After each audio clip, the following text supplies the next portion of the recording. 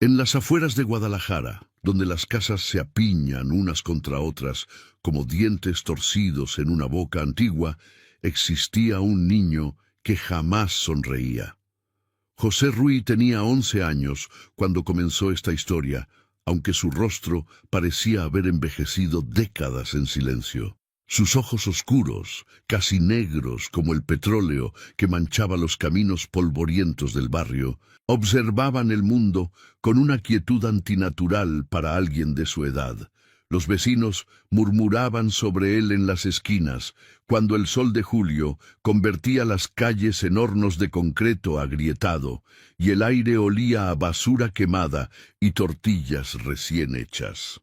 La casa de los Mendoza se alzaba en la calle Insurgentes, una vivienda de 2 pisos, con paredes de color naranja deslavado, que alguna vez habían sido brillantes. La pintura se descascaraba como piel muerta, revelando el cemento gris debajo.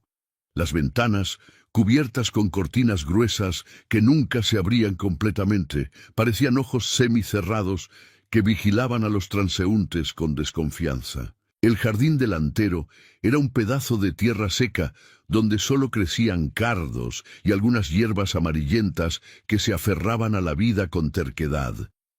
Pero era el patio trasero el que guardaba los secretos más oscuros, un rectángulo de tierra rodeado por un muro de bloques de cemento de casi 3 metros de altura, coronado con vidrios rotos, incrustados en concreto fresco, que brillaban amenazadoramente bajo el sol implacable. Roberto Mendoza, el padre de José Ruy, era un hombre corpulento de 42 años, con manos como mazos de carnicero y una mirada que podía congelar la sangre en las venas de cualquiera. Trabajaba, según decía, en construcción y transportes, aunque nadie en el barrio sabía exactamente para quién ni dónde. Llegaba a casa en horas irregulares, a veces al amanecer con la ropa manchada de tierra roja y otras veces no aparecía durante días enteros. Su camioneta Ford F-150 negra, con vidrios polarizados tan oscuros que parecían espejos de obsidiana, se estacionaba siempre al fondo del callejón lateral, donde las sombras se tragaban los detalles y las preguntas morían antes de ser formuladas. Teresa, la madre de José Ruy, había sido una mujer hermosa que trabajaba como cajera en una tienda departamental antes de casarse. Ahora, a sus 36 años, parecía un fantasma que flotaba por la casa, con el cabello negro siempre recogido en un moño apretado que tiraba de su piel y acentuaba las ojeras violáceas bajo sus ojos. Se movía en silencio, preparando comida que nadie elogiaba, limpiando manchas que nadie reconocía haber hecho, existiendo en los espacios vacíos entre las palabras no dichas y los gritos contenidos. Sus manos temblaban constantemente, como hojas en un viento invisible que solo ella podía sentir. José Ruy había aprendido desde muy pequeño que en su casa el silencio era un lenguaje, y que las palabras podían ser tan peligrosas como las balas que a veces sonaban en la distancia durante la noche. Había aprendido a caminar sin hacer ruido, a respirar sin que se notara, a existir como una sombra que no proyectaba sombra. En la escuela, la maestra Guadalupe Herrera lo observaba con una mezcla de preocupación y frustración. Era un estudiante brillante, sus exámenes siempre perfectos, su caligrafía impecable, pero nunca levantaba la mano, nunca participaba en los juegos del recreo, nunca reía cuando los demás niños contaban chistes o hacían payasadas. Un martes de agosto, cuando el calor era tan intenso que el asfalto se derretía y el aire vibraba con ondas de calor visibles, José Ruy llegó a casa después de la escuela y encontró a su padre en el patio trasero. Roberto cavaba con una pala, el metal mordiendo la tierra seca con un sonido sordo y rítmico. Su camisa estaba empapada de sudor, pegada a su espalda como una segunda piel, y los músculos de sus brazos se tensaban y relajaban con cada palada. José Ruy Se detuvo en la puerta de la cocina que daba al patio, oculto detrás de la cortina raída, observando. La tierra que su padre removía era diferente del resto del patio. Era más oscura, casi negra, y desprendía un olor extraño que José Ruy no podía identificar completamente. Había algo dulzón y putrefacto en ese aroma, algo que se le pegaba a la garganta y lo hacía querer vomitar. Roberto cavó durante casi una hora, abriendo un hoyo rectangular de aproximadamente 2 metros de largo por 1 de ancho. Cuando consideró que era suficientemente profundo, dejó la pala a un lado y se dirigió a la camioneta estacionada junto al muro del fondo. José Ruy observó, con el corazón latiéndole tan fuerte que estaba seguro de que su padre podría escucharlo incluso a esa distancia, cómo Roberto abría la parte trasera de la camioneta. Dentro había algo envuelto en lonas de plástico azul grueso, atadas con cuerda amarilla. La forma era inconfundible, inequívocamente humana. Roberto arrastró el bulto con esfuerzo, dejando un rastro leve en la tierra, y lo dejó caer en el hoyo con un golpe seco que hizo que José Ruy se estremeciera violentamente. El niño retrocedió en silencio, sus pies descalzos no haciendo ningún ruido sobre las baldosas frías de la cocina. Subió las escaleras hacia su habitación, cada paso medido y controlado, y se metió bajo las cobijas de su cama, aunque el calor era sofocante. Cerró los ojos con fuerza, tratando de borrar la imagen de su mente, pero sabía que esa visión se quedaría grabada para siempre en algún lugar oscuro de su conciencia. Esa noche, cuando su padre lo llamó para cenar, José Ruy bajó las escaleras como siempre. Se sentó en su lugar de siempre, comió en silencio como siempre, pero algo había cambiado. Ahora sabía, y el conocimiento era un peso que amenazaba con aplastarlo. Los días siguientes transcurrieron en una neblina de normalidad forzada. José Ruy iba a la escuela, hacía sus tareas, ayudaba a su madre con las tareas domésticas. Pero su mente no dejaba de regresar a ese hoyo en el patio, a esa forma envuelta en plástico azul, a las manos de su padre cubiertas de tierra oscura. Comenzó a notar cosas que antes pasaban desapercibidas. Las manchas en la ropa de su padre que su madre frotaba desesperadamente en el lavadero del patio, usando cloro en cantidades que hacían arder los ojos. Las conversaciones telefónicas que Roberto tenía en voz baja, siempre en la camioneta o en el patio, nunca dentro de la casa. Las bolsas de cal que aparecían apiladas en el garaje y que desaparecían gradualmente. Los viajes nocturnos que su padre hacía, saliendo después de la medianoche y regresando cuando el cielo comenzaba a aclararse con los primeros tonos rosados del amanecer. Una tarde de septiembre, cuando las lluvias ocasionales habían convertido las calles en ríos de lodo y basura, José Ruy escuchó por casualidad una conversación entre sus padres. Estaba en su habitación, haciendo la tarea de matemáticas, cuando las voces de abajo se elevaron lo suficiente como para atravesar el techo delgado. Su madre lloraba, un sonido ahogado y desesperado que José Ruy había escuchado muchas veces antes, pero que ahora adquiría un nuevo significado. Teresa decía entre sollozos que no podía más, que esto tenía que terminar, que pensara en su hijo. Roberto respondió con una voz fría y calculada, que José Ruy nunca le había escuchado antes, una voz que no admitía réplica ni discusión. Le dijo que ella sabía en qué se había metido cuando se casaron, que el dinero que les permitía vivir no venía de ningún trabajo honesto, que si ella hablaba con alguien, absolutamente con cualquiera, las consecuencias serían irreversibles no solo para ella, sino también para el niño. José Ruy sintió cómo el lápiz se quebraba entre sus dedos por la presión. Miró la punta rota, la madera astillada, y sintió que algo similar estaba sucediendo dentro de él. Algo se estaba rompiendo, algo que había mantenido unidas las piezas de su mundo, frágiles como estaban. Bajó las escaleras con cuidado y encontró a su madre en la cocina, limpiando obsesivamente la estufa que ya estaba limpia. Sus ojos estaban rojos e hinchados, pero cuando vio a José Ruy, intentó sonreír. Fue una sonrisa tan falsa, tan quebrada, que el niño tuvo que apartar la mirada. El barrio donde vivían los Mendoza era un microcosmos de la violencia que asolaba ciertas zonas de Jalisco. Desapariciones que nunca se investigaban, preguntas que nadie se atrevía a hacer en voz alta, familiares que pegaban carteles en los postes de luz con fotografías de seres queridos que nunca volverían a casa. En las paredes de edificios abandonados, grafitis reclamaban justicia para los desaparecidos, pero esos mensajes eran pintados encima al cabo de días, cubiertos con capas de gris o blanco que borraban no solo las palabras, sino también la memoria.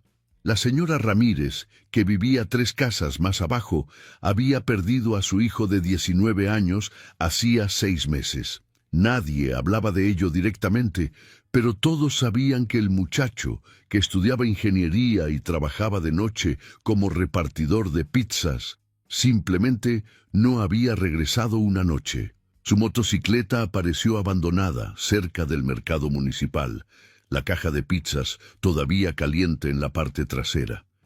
La policía tomó la denuncia, prometió investigar, pero semanas después no había avances, no había pistas, no había nada excepto el dolor silencioso de una madre que había envejecido décadas en cuestión de meses. José Ruy había escuchado a los adultos hablar en susurros sobre las fosas clandestinas que se descubrían ocasionalmente en las afueras de la ciudad, lugares donde la tierra había sido removida recientemente y donde los perros callejeros escarbaban con frenesí antinatural.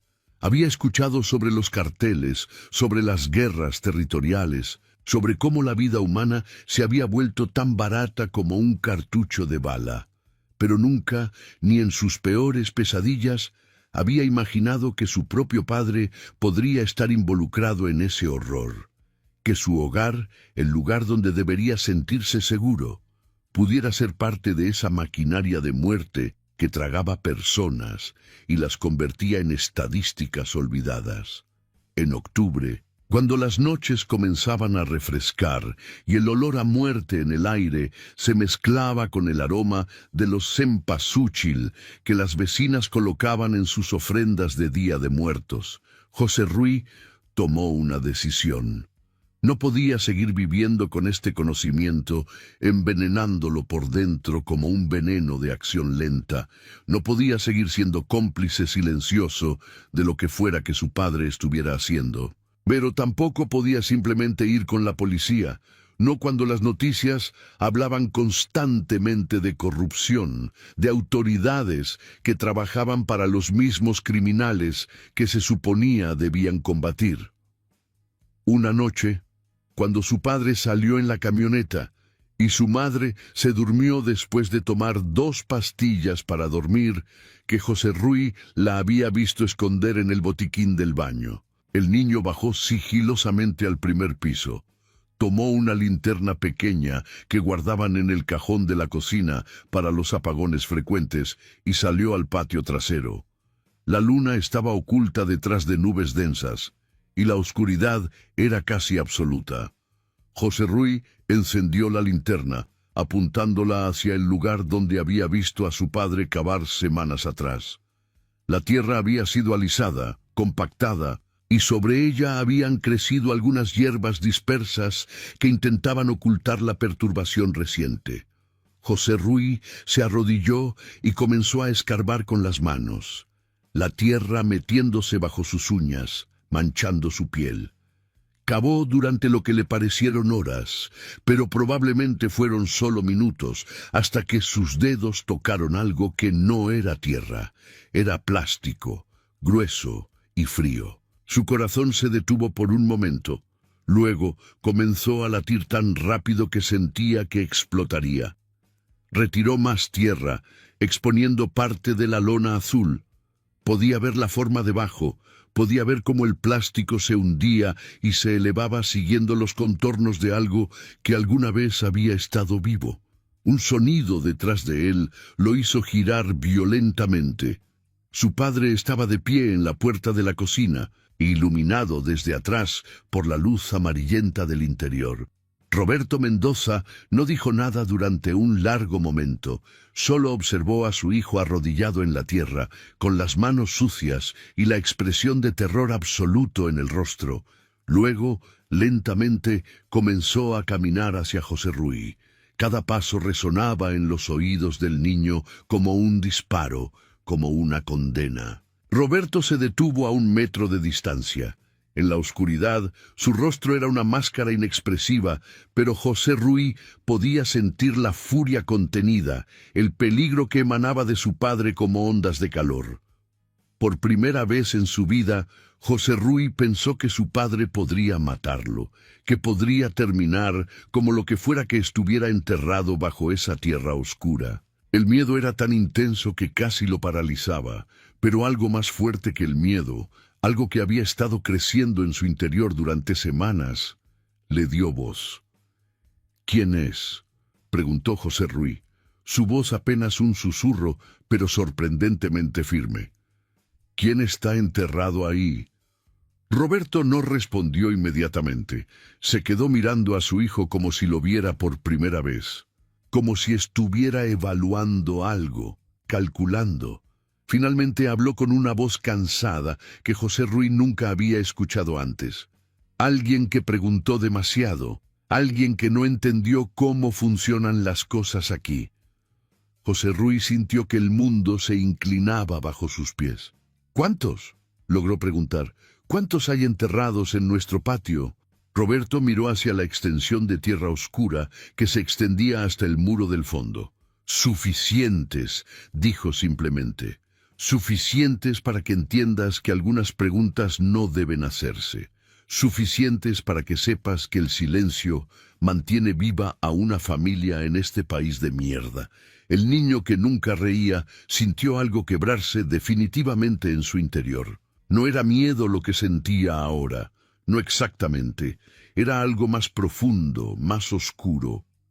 Era la comprensión de que su padre no era el hombre que él había creído conocer, que su hogar era un cementerio clandestino, que cada noche había dormido sobre tierra que guardaba los secretos de personas cuyas familias todavía los buscaban desesperadamente.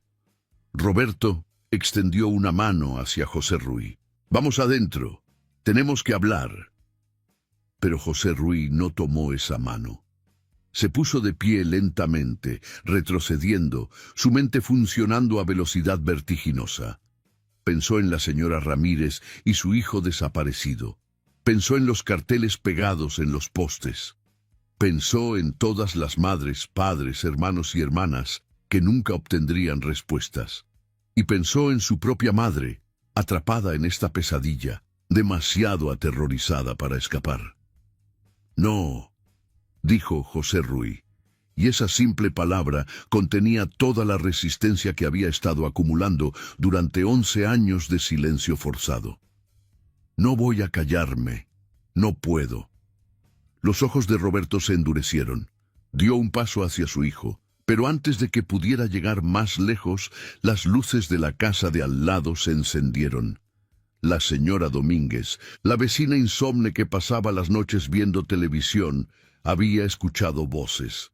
Se asomó por la ventana, viendo las dos figuras en el patio oscuro. Roberto se detuvo, consciente de que estaban siendo observados. Miró a su hijo una última vez, una mirada que prometía que esto no había terminado, y luego se dio vuelta y entró a la casa. José Ruy se quedó solo en el patio, temblando a pesar del calor. Miró el pedazo de lona azul que sobresalía de la tierra y supo que había cruzado un umbral del que no había regreso. Había descubierto la verdad, y esa verdad ahora lo poseía completamente. Pero con ese conocimiento venía una pregunta terrible. ¿Qué podía hacer un niño de 11 años contra un monstruo que compartía su apellido y su hogar? La respuesta llegaría en los días siguientes, de formas que José Ruy nunca habría podido imaginar. Porque en un país donde los desaparecidos se contaban por decenas de miles, donde la justicia era un concepto abstracto que existía principalmente en los discursos políticos, un niño que nunca reía estaba a punto de hacer algo extraordinario. Estaba a punto de darle voz a los que habían sido silenciados para siempre, enterrados en patios anónimos, olvidados por un sistema que había dejado de funcionar hacía mucho tiempo. Los días después de aquella confrontación nocturna en el patio transcurrieron en una tensión casi insoportable. Roberto Mendoza observaba a su hijo con una intensidad nueva, calculadora. Ya no era la indiferencia distante de antes, sino algo más peligroso, vigilancia constante. José Ruy sentía esos ojos siguiéndolo cuando desayunaba sus huevos con frijoles, cuando se preparaba para ir a la escuela, cuando hacía la tarea en su habitación. Era como vivir bajo el escrutinio de un depredador que esperaba el momento preciso para atacar. Teresa había notado el cambio en la dinámica de la casa, aunque no sabía exactamente qué lo había provocado. Se movía entre los dos hombres de su vida como un fantasma atrapado entre dos mundos, tratando de mantener una apariencia de normalidad que se desmoronaba más cada día. Sus manos temblaban con más violencia que nunca y había comenzado a tomar las pastillas para dormir también durante el día, en pequeñas dosis que la mantenían en un estado de adormecimiento que era preferible a la cruel lucidez de su realidad. En la escuela, la maestra Guadalupe finalmente decidió tomar acción.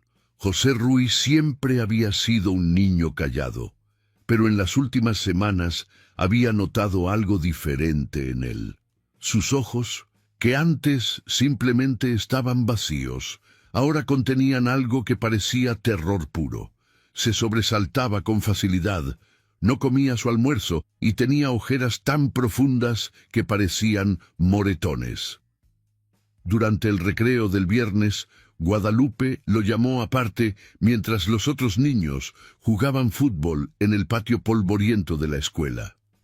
José Ruy comenzó con voz suave, arrodillándose para estar a su altura. La maestra tenía 32 años, llevaba el cabello castaño recogido en una cola de caballo práctica, y sus ojos cafés irradiaban una calidez genuina que era rara en ese barrio endurecido por la violencia. «Estoy preocupada por ti. ¿Está todo bien en casa?» El niño la miró durante un largo momento. Podía ver la preocupación sincera en su rostro. Podía sentir que ella realmente quería ayudar. Pero también sabía que las buenas intenciones no eran suficientes en un mundo donde las personas desaparecían por saber demasiado. Abrió la boca para decir algo, cualquier cosa que pudiera aliviar la carga que llevaba, pero las palabras se atoraron en su garganta. En su mente veía el rostro de su padre, la tierra oscura del patio, la lona azul. «Estoy bien, maestra», logró decir finalmente, su voz tan plana que sonaba ensayada. «Solo estoy cansado». Guadalupe no se convenció, pero tampoco presionó. Había aprendido en sus años enseñando en ese barrio que algunos secretos estaban guardados detrás de puertas que no podían abrirse con gentileza. «Sabes que puedes hablar conmigo, ¿verdad? Sobre cualquier cosa, y que todo lo que me digas quedará entre nosotros». José Ruy asintió, pero ambos sabían que era una mentira piadosa. En México, especialmente en zonas como Guadalajara, donde el crimen organizado había infiltrado casi todas las instituciones, no existía tal cosa como confidencialidad absoluta. Las paredes tenían oídos, y los secretos tenían una manera de filtrarse hacia las personas equivocadas. Esa noche, Roberto llegó a casa más temprano de lo usual, alrededor de las 8. Traía una caja de cartón grande que dejó sobre la mesa de la cocina con un golpe sordo. Teresa lo miró interrogante, pero no preguntó nada. José Ruy, que estaba haciendo la tarea en el comedor, sintió su estómago contraerse.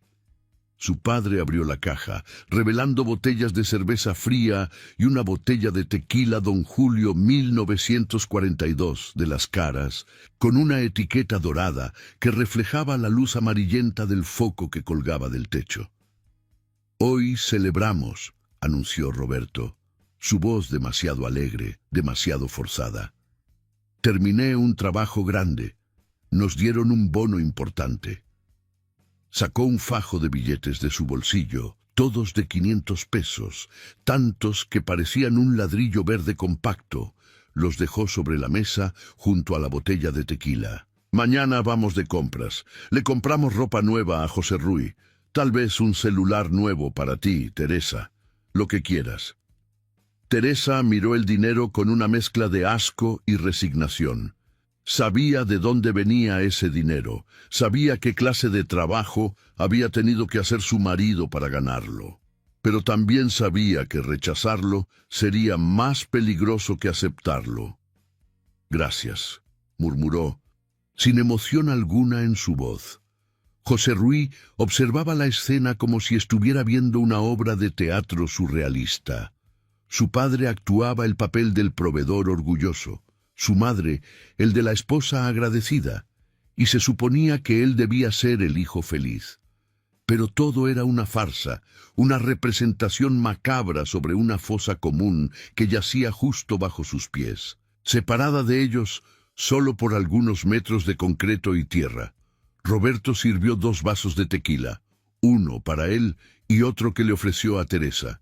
Ella lo aceptó sin protestar y se lo tomó de un solo trago, haciendo una mueca cuando el líquido ardiente bajó por su garganta. Roberto se sirvió otro y otro más. A medida que la noche avanzaba y la botella se vaciaba, su máscara de alegría comenzó a resquebrajarse, revelando algo más oscuro debajo. «¿Sabes lo que pasa con la gente que no entiende cómo funcionan las cosas aquí?», dijo Roberto de repente, mirando fijamente a José Ruy. Su lengua estaba ligeramente trabada por el alcohol, pero sus ojos permanecían inquietantemente enfocados. «Terminan en lugares de los que nunca salen. Terminan siendo lecciones para otros». Teresa se puso de pie abruptamente, el miedo visible en su rostro. «Roberto, ya basta. El niño está ahí. Qué bueno que esté», respondió Roberto, su voz bajando a un tono peligrosamente suave. «Que aprenda, que entienda que en este país la libertad es una ilusión que vendemos a los pendejos que votan cada 6 años. La verdadera libertad es tener el poder para decidir quién vive y quién muere, para decidir quién come y quién mendiga. Y nosotros tenemos esa libertad porque entendimos las reglas del juego». José Ruy sintió náuseas. Las palabras de su padre eran como veneno, tratando de infectarlo, de convertirlo en alguien que aceptara esta realidad retorcida como normal. Pero algo en él se resistía, una chispa de rebelión que ni siquiera años de silencio forzado habían podido extinguir completamente. «No es libertad si está construida sobre cadáveres», dijo José Ruy, sorprendiéndose a sí mismo con su propia valentía. «Es esclavitud. Somos esclavos del miedo, del silencio. El silencio que siguió fue absoluto». Teresa contuvo la respiración esperando la explosión. Roberto se quedó inmóvil, el vaso de tequila a medio camino hacia sus labios. Luego, lentamente, lo dejó sobre la mesa. Se puso de pie, su silla rechinando contra el piso de linóleo gastado, y caminó hacia su hijo. José Ruy quiso retroceder, pero se obligó a permanecer quieto, a mantener la mirada de su padre, aunque cada instinto le gritaba que corriera. Roberto se arrodilló frente a su hijo, sus ojos a la misma altura ahora. José Ruy podía oler el tequila en su aliento, ver las venas rojas en el blanco de sus ojos, notar las manchas oscuras en sus manos que ninguna cantidad de jabón parecía poder quitar completamente. «Tienes huevos, chamaco», dijo Roberto, y por un momento José Ruy no supo si eso era un elogio o una amenaza. Pero los huevos sin cerebro solo te llevan a una tumba temprana. ¿Entiendes? José Ruy no respondió. Roberto extendió una mano y la colocó en el hombro de su hijo, apretando con fuerza suficiente para causar dolor, pero no tanto como para dejar marcas. El patio de esta casa, continuó Roberto, no es el único lugar donde la gente desaparece en esta ciudad. No es ni siquiera el más grande. Hay campos enteros, ranchos completos dedicados a esto. Y la razón por la que siguen funcionando es porque la gente que sabe cosas mantiene la boca cerrada. ¿Me entiendes ahora? José Ruy asintió, no porque estuviera de acuerdo, sino porque entendía perfectamente la amenaza implícita. Roberto soltó su hombro y se puso de pie. «Vete a tu cuarto», ordenó, «y piensa bien en lo que quieres para tu futuro, porque las decisiones que tomes en los próximos días van a definir si tienes un futuro o no». José Ruy subió las escaleras con piernas temblorosas. Una vez en su habitación, se encerró y se sentó en el borde de su cama, tratando de procesar todo lo que acababa de escuchar. Su padre esencialmente había confirmado que trabajaba para alguna organización criminal, que los cuerpos en el patio eran solo una pequeña parte de una operación mucho más grande, y que José Ruy tenía que elegir entre ser cómplice silencioso o convertirse en una víctima más. Pero había algo más en las palabras de su padre, algo que José Ruy estaba empezando a entender. Roberto estaba asustado. Detrás de toda esa bravuconería y amenazas había miedo.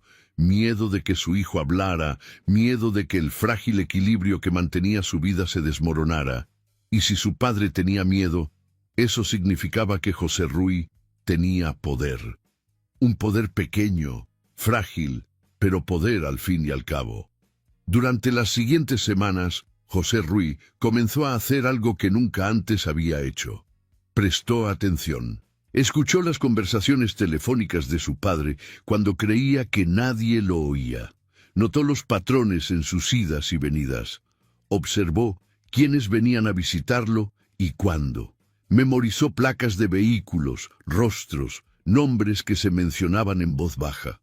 No sabía exactamente qué haría con esta información, pero el simple acto de recopilarla le daba una sensación de control que había estado ausente en su vida por mucho tiempo.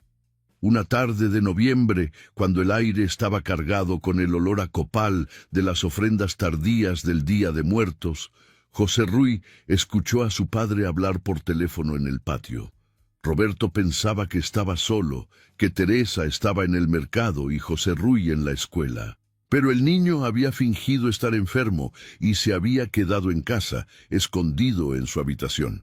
Desde su ventana que daba al patio trasero, podía ver y escuchar todo. «Sí, el paquete está listo para mañana», decía Roberto. «No, no habrá problemas. Nadie va a extrañar a esta. Es una migrante centroamericana sin papeles, como si nunca hubiera existido». Hizo una pausa, escuchando a quien estuviera al otro lado de la línea. «El precio es el acordado, 20,000. 15 ahora, 5 cuando confirmen que llegó bien al otro lado». José Ruy sintió que la sangre se le helaba.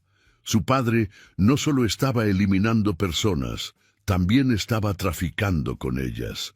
El horror de lo que estaba escuchando era tan grande que por un momento pensó que se desmayaría. Se aferró al marco de la ventana, respirando profundo, tratando de mantener la compostura. Esa noche, cuando Teresa regresó del mercado cargando bolsas de verduras y tortillas, encontró a José Ruy sentado en la sala, esperándola. La mujer dejó las bolsas en el piso y miró a su hijo con ojos cansados que parecían haber visto demasiado. «¿Qué pasa, mijo?», preguntó con voz suave. «Mamá», comenzó José Ruy, eligiendo cuidadosamente sus palabras, «tenemos que irnos, tenemos que escapar de aquí». Teresa se dejó caer en el sillón desgastado, como si las piernas ya no pudieran sostenerla. «No es tan simple, José Ruy. Tu padre». Él tiene conexiones, nos encontraría y entonces... No terminó la frase, pero no necesitaba hacerlo. Ambos sabían cómo terminaría esa historia. Entonces lo denunciamos, insistió José Ruy. Vamos con la policía, con los periódicos, con alguien. Teresa soltó una risa amarga que no tenía nada de alegría. ¿La policía? Hijo, la mitad de los policías de este barrio trabajan para la misma gente que tu padre. Los periódicos. Los periodistas que escriben sobre estas cosas terminan muertos en cunetas. No hay salida, José Ruy, no para gente como nosotros. Pero José Ruy no estaba dispuesto a aceptar esa derrota. Tiene que haber algo, tiene que haber alguien.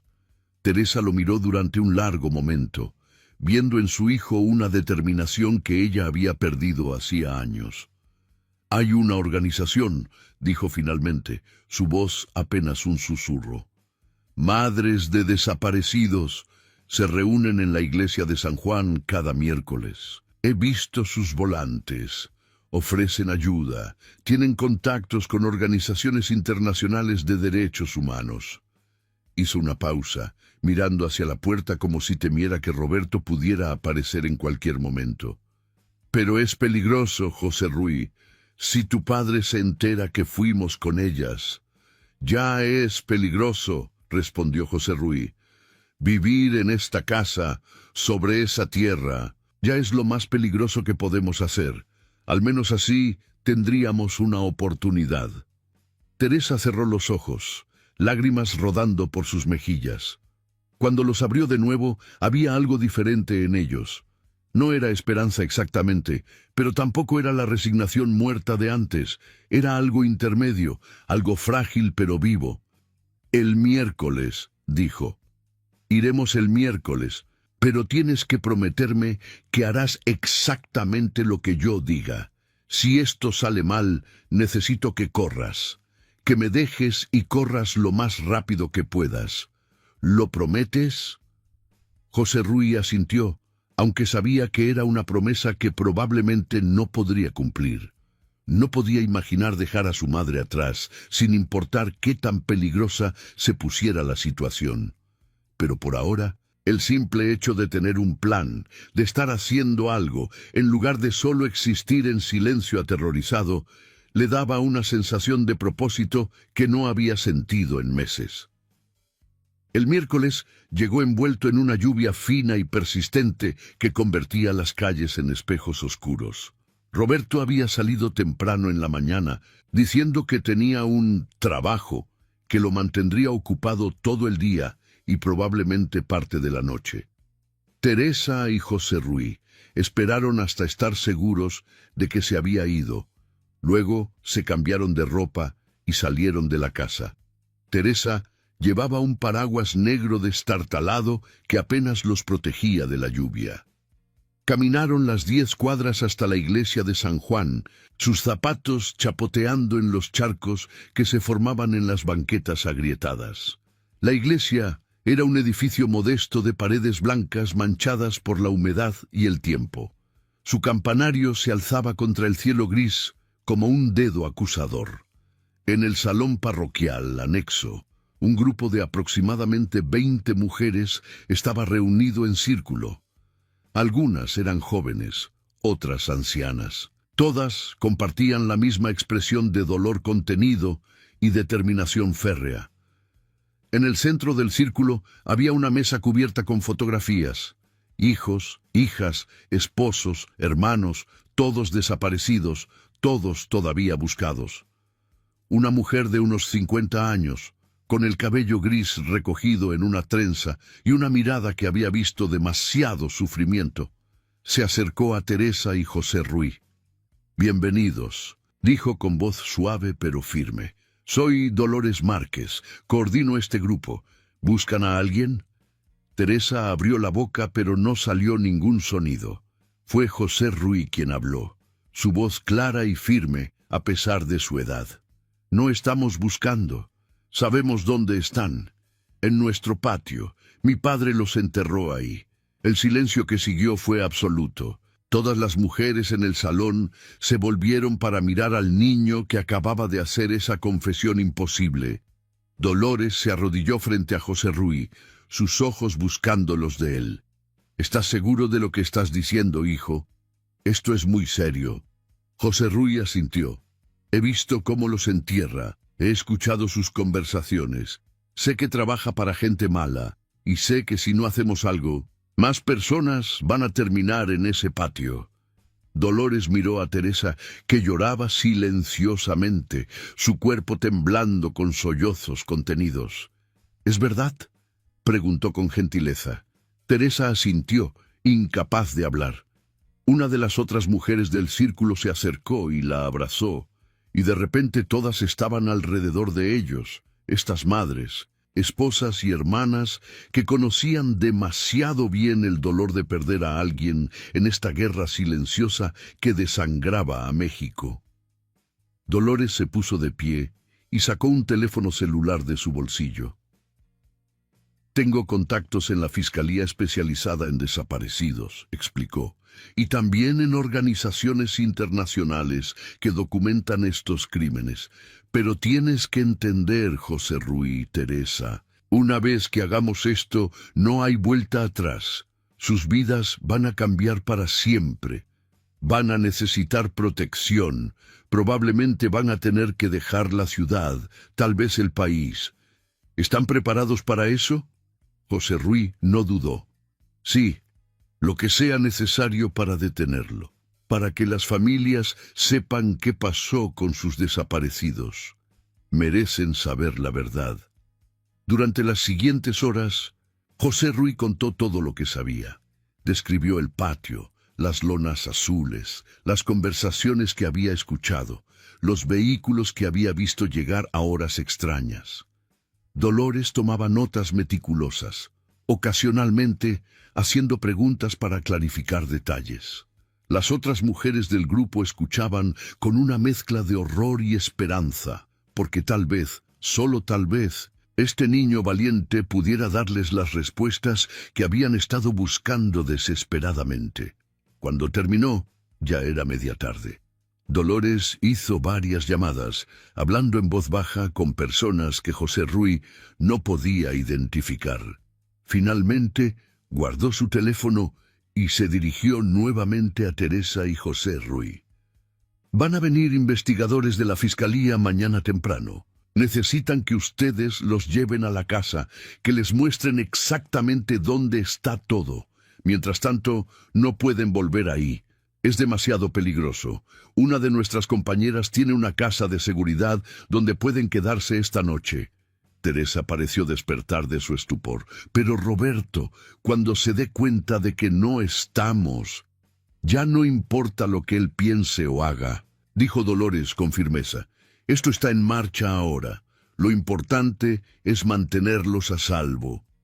Esa noche, José Ruy y Teresa durmieron en una pequeña habitación en el segundo piso de una casa en un barrio que José Ruy no conocía.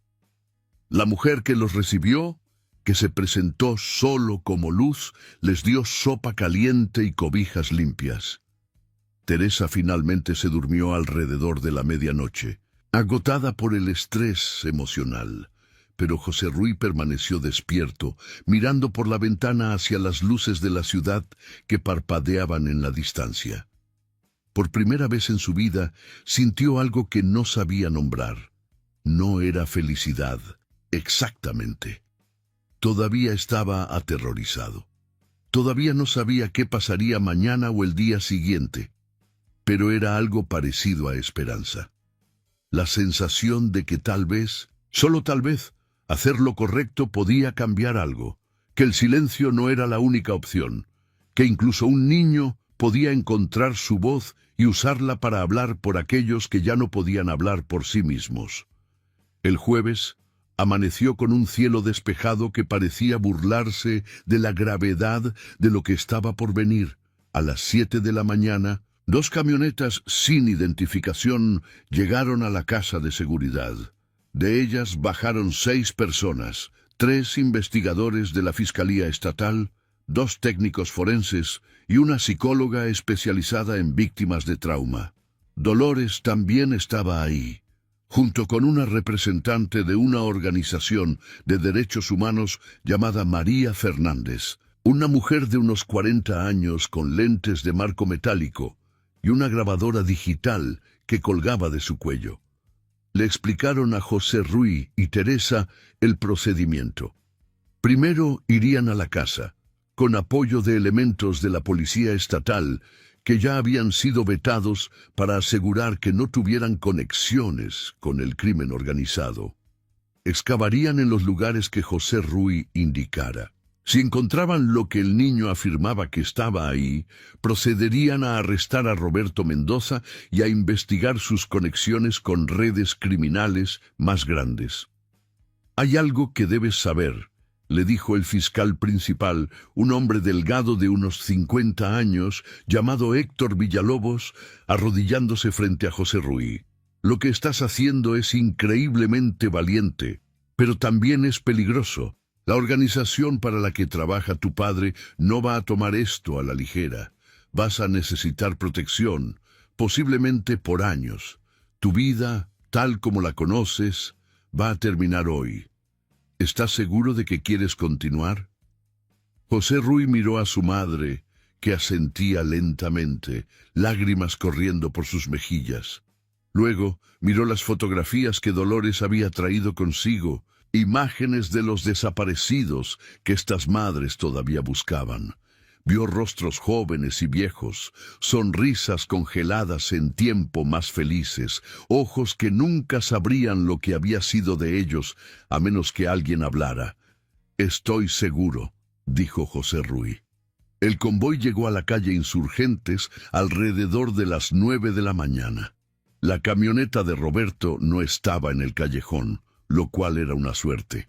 Los vecinos comenzaron a asomarse por ventanas y puertas, curiosos sobre el despliegue policial. La señora Domínguez, la vecina que había visto a José Ruy y Roberto en el patio aquella noche, se persignó repetidamente, murmurando oraciones. Los investigadores entraron a la casa con Teresa y José Ruy. El niño los guió directamente al patio trasero, señalando los lugares donde había visto a su padre cavar. Los técnicos forenses comenzaron a trabajar, usando primero radar de penetración terrestre para confirmar si había perturbaciones en el suelo consistentes con entierros. Las lecturas mostraron múltiples anomalías. 7 áreas distintas donde la tierra había sido removida y recompactada en fechas diferentes. Comenzaron a cavar en el primer sitio, el que José Ruy había empezado a descubrir aquella noche. No tardaron mucho en encontrarla. La lona azul apareció a menos de 1 metro de profundidad. Con cuidado extremo, los forenses la retiraron, exponiendo lo que contenía. Incluso los investigadores experimentados, que habían visto demasiadas escenas así, tuvieron que hacer una pausa. Era el cuerpo de una mujer joven, de unos 20 años, con rasgos centroamericanos. Había estado ahí por semanas, tal vez meses. La descomposición era avanzada, pero todavía era claramente identificable como humana. José Ruy no miró. Teresa lo abrazó, cubriéndole los ojos, aunque él ya había cerrado. No necesitaba ver para saber que lo que había sospechado, lo que había temido, era verdad. Su hogar había sido construido sobre muerte. Y ahora, finalmente, esa muerte estaba siendo desenterrada, expuesta a la luz. Excavaron durante horas. Encontraron 7 cuerpos en total. 4 mujeres, 3 hombres. Algunos llevaban ahí años, otros apenas semanas. Algunos tenían identificaciones que permitirían a las autoridades contactar a sus familias. Otros no tenían nada. Serían NN, sin nombre, pero al menos sus restos recibirían una sepultura digna en lugar de permanecer enterrados en el patio de una casa en un barrio olvidado de Guadalajara. Dolores había traído consigo a algunas de las madres del grupo de búsqueda. Cuando sacaron el tercer cuerpo, Una de ellas, la señora Carmen Ruiz, soltó un grito que parecía surgir desde lo más profundo de su alma. «Es él», sollozaba.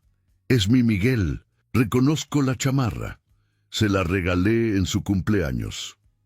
Su hijo, Miguel Ruiz, de 23 años, había desaparecido hacía 14 meses, mientras regresaba de su trabajo en una fábrica de autopartes. La familia había buscado incansablemente, pegado volantes, acampado frente a oficinas gubernamentales exigiendo respuestas. Y ahora, finalmente, tenían una respuesta. La peor posible, pero una respuesta al fin. Las escenas se repitieron con otros cuerpos. Una mujer que resultó ser la hija de otra integrante del grupo. Un hombre que había sido activista comunitario, desaparecido después de organizar protestas contra la violencia en el barrio. Una adolescente de 16 años que nunca regresó de la tienda de la esquina. Cada identificación era un puñal en el corazón, pero también una forma de cierre, de poder finalmente llorar con certeza en lugar de vivir en la agonía de la incertidumbre. Mientras los forenses trabajaban, María Fernández entrevistaba a José Ruy, grabando su testimonio para el expediente. El niño habló con una claridad sorprendente para su edad, describiendo no solo lo que había visto en su propia casa, sino contextualizando dentro de la epidemia más amplia de desapariciones en México. Habló sobre cómo el silencio era un arma que usaban los perpetradores, cómo el miedo mantenía a comunidades enteras paralizadas, cómo la corrupción institucional permitía que estos crímenes continuaran impunes. En la escuela nos enseñan que México es un país libre, dijo José Ruy a la cámara. Pero ¿cómo puedes ser libre cuando tienes miedo de hablar? Cuando sabes que la policía podría estar trabajando para los mismos criminales que están matando a tu gente? Cuando tu propia casa se convierte en una tumba. Sus palabras, pronunciadas con la solemnidad de alguien mucho mayor, serían más tarde reproducidas en medios nacionales e internacionales, convirtiéndose en un símbolo de la lucha contra la impunidad. Alrededor de las 4 de la tarde, cuando ya habían recuperado 6 de los 7 cuerpos, uno de los policías que vigilaba el perímetro alertó que la camioneta de Roberto Mendoza se acercaba. El fiscal Villalobos ordenó que Teresa y José Ruy fueran inmediatamente sacados de la escena y llevados de regreso a la casa de seguridad. Mientras los subían a una de las camionetas, José Ruy alcanzó a ver a su padre bajando de su vehículo al final de la calle, su rostro transformándose de confusión a comprensión y luego a furia pura cuando vio el despliegue policial. Roberto Mendoza intentó huir, pero fue detenido antes de que pudiera volver a subir a su camioneta. Se resistió violentamente, golpeando a 2 oficiales antes de ser sometido y esposado. Mientras lo llevaban hacia una de las patrullas, sus ojos encontraron los de José Ruy a través de la ventana de la camioneta donde el niño era evacuado. La mirada que intercambiaron fue de mutuo reconocimiento. El padre sabía que su hijo lo había traicionado. El hijo sabía que su padre jamás lo perdonaría. Pero José Ruy también sabía que había hecho lo correcto y que ninguna cantidad de odio o amenazas podría cambiar eso. Las siguientes semanas fueron un torbellino de declaraciones, entrevistas y procedimientos legales. Teresa y José Ruy fueron colocados en un programa de protección de testigos. Tuvieron que dejar Guadalajara, mudarse a una ciudad en otro estado cuyo nombre no podían revelar a nadie. Les dieron nuevas identidades, nuevos documentos. José Ruy cambió de escuela. Comenzó una nueva vida bajo un nuevo nombre. La investigación de Roberto Mendoza reveló conexiones con una célula del Cártel de Jalisco Nueva Generación que operaba en la región. Su trabajo consistía en disponer de cuerpos de personas asesinadas por la organización.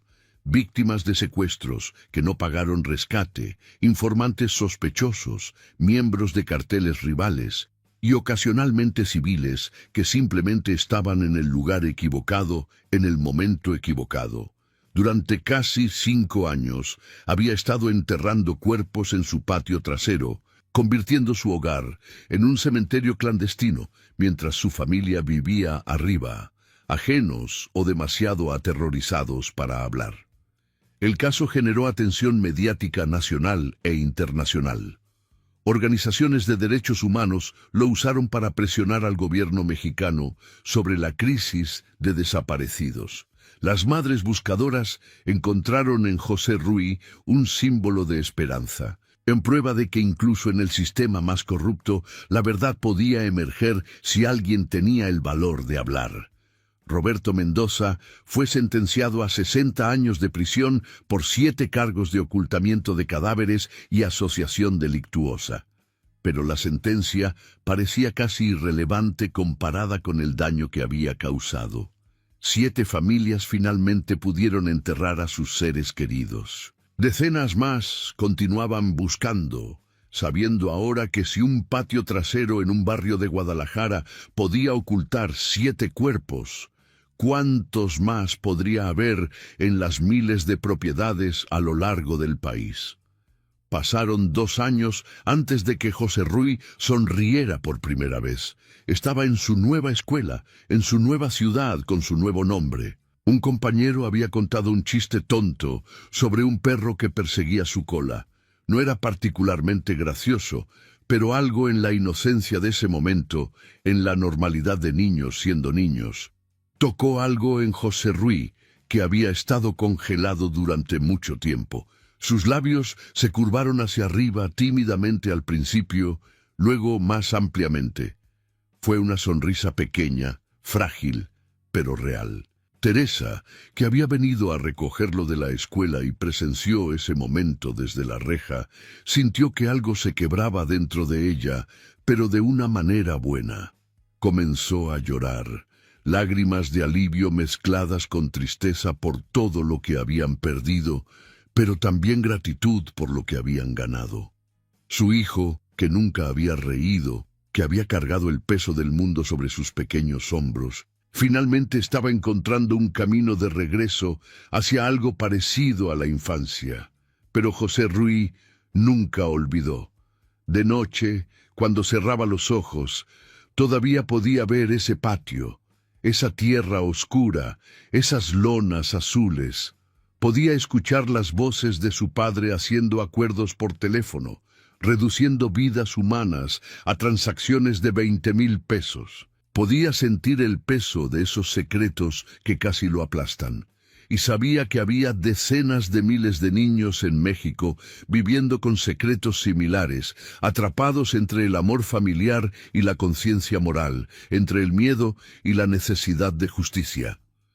Años más tarde, cuando José Ruy tenía 17 años, dio una conferencia en una universidad en Ciudad de México, invitado por una organización de derechos humanos. Ya no usaba su nombre de protección de testigos. Había decidido que vivir en las sombras era otra forma de permitir que el miedo ganara. Habló ante un auditorio lleno de estudiantes, activistas, familiares de desaparecidos sobre su experiencia. La libertad, dijo, su voz clara y firme resonando por los altavoces, no es algo que te dan los políticos en sus discursos.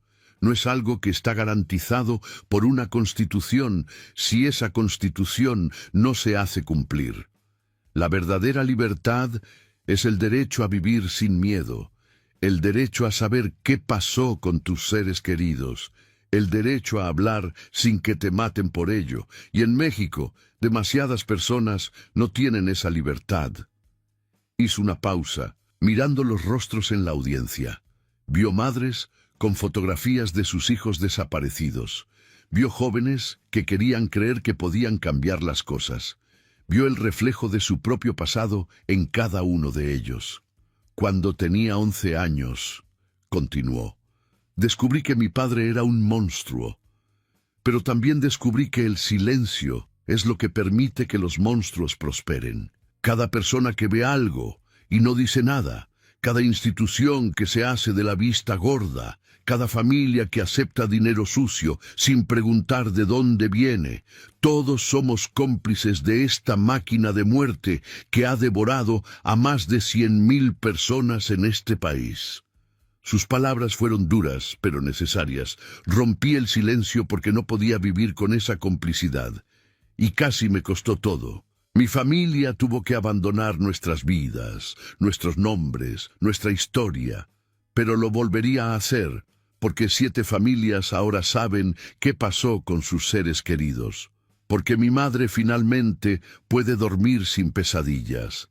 Porque yo, el niño que nunca sonrió, finalmente aprendí que la vida puede ser más que sobrevivir al terror. El auditorio estalló en aplausos, pero José Ruy sabía que los aplausos no cambiaban nada fundamental. El país seguía sangrando, los desaparecidos seguían desapareciendo, los carteles seguían operando con impunidad, pero también sabía que cada persona que encontraba su voz, cada familia que se negaba a aceptar el silencio, cada niño que elegía la verdad sobre el miedo, era una grieta en el sistema. Y suficientes grietas, eventualmente, podían hacer colapsar incluso las estructuras más sólidas de opresión. Después de la conferencia, una mujer se acercó a José Ruy. Era mayor, tal vez 60 años, con el rostro marcado por décadas de sufrimiento. «Mi hijo desapareció hace 5 años», le dijo con voz temblorosa. «La policía nunca investigó. Los fiscales cerraron el caso. Todos me dijeron que siguiera adelante, que lo olvidara. Pero no puedo. Es mi hijo». Sus ojos se llenaron de lágrimas. «Tu historia me da esperanza. Me recuerda que tengo que seguir buscando, que tengo que seguir preguntando, que mi voz importa». José Ruy tomó las manos de la mujer entre las suyas. «Su voz importa», le aseguró, «y su hijo importa. Nunca deje de buscarlo, nunca deje de hacer preguntas. Porque el día que dejamos de buscar, el día que aceptamos el silencio, ese es el día en que realmente perdemos». Teresa observaba a su hijo desde el fondo del auditorio, su corazón hinchándose de orgullo y dolor a partes iguales. El niño que había conocido, que nunca reía, que cargaba el peso del mundo en silencio, se había convertido en un joven que usaba su voz para hablar por aquellos que no podían. Había transformado su trauma en propósito, su miedo en acción, su silencio en un grito que resonaba en todo el país. Esa noche, mientras regresaban a su apartamento en un vecindario tranquilo donde nadie conocía su pasado, Teresa finalmente le hizo a José Ruy la pregunta que había estado guardando durante años. «¿Alguna vez te arrepientes?», preguntó, «de haber hablado, de todo lo que perdimos». José Ruy miró por la ventana del autobús, viendo las luces de la ciudad pasar como estrellas fugaces. Pensó en su antigua casa en la calle Insurgentes, ahora acordonada como escena del crimen, condenada a ser demolida. Pensó en su padre, envejeciendo en una celda, pagando una fracción infinitesimal del precio real de sus crímenes. Pensó en los 7 cuerpos recuperados, finalmente en paz, finalmente reconocidos como las personas que habían sido antes de convertirse en estadísticas. «No», respondió finalmente, «no me arrepiento, porque la libertad no es vivir sin consecuencias. La libertad es poder mirarte al espejo y reconocer a la persona que ves. Y yo puedo hacer eso ahora. Puedo mirarme y saber que elegí la verdad, que no me convertí en otro engranaje de la máquina de silencio que devora a este país». Teresa asintió, limpiándose una lágrima. «Estoy orgullosa de ti, mijo, más orgullosa de lo que las palabras pueden expresar». El autobús continuó su camino a través de la noche, llevándolos hacia su hogar temporal, su vida prestada, su existencia bajo nombres que nunca serían completamente suyos. Pero mientras lo hacía, José Ruy sintió algo que no había sentido en mucho tiempo: esperanza. no la esperanza ingenua de que todo se arreglaría mágicamente, sino la esperanza más dura y resistente de que la lucha valía la pena, de que cada verdad revelada, cada silencio roto, cada voz levantada contra la injusticia, importaba. En algún lugar de México, en este momento, hay otro niño como José Ruy fue alguna vez. Un niño que sabe cosas que no debería saber, que ve cosas que no debería ver, que carga secretos que pesan más que su pequeño cuerpo. Tal vez ese niño está paralizado por el miedo, atrapado entre lealtad familiar y conciencia moral. Tal vez ese niño piensa que está solo, que nadie entendería, que hablar significaría el fin de todo. Pero la historia de José Ruy existe ahora en el mundo. Existe como prueba de que un niño puede cambiar las cosas, que la verdad puede prevalecer sobre el miedo, que el silencio puede romperse sin que signifique el fin, sino el comienzo de algo nuevo. Y tal vez, solo tal vez, ese otro niño escuchará esta historia y encontrará el valor para hablar, para convertir su silencio en voz, para transformar su miedo en acción. Porque al final, la libertad no se trata de la ausencia de peligro o dificultad. Se trata de la capacidad de elegir, de actuar según tus valores incluso cuando es difícil, especialmente cuando es difícil. Se trata de negarse a ser cómplice del mal, incluso cuando ese mal vive en tu propia casa. Se trata de entender que cada uno de nosotros tiene el poder de decir no, de decir basta, de decir la verdad importa más que mi comodidad o mi seguridad.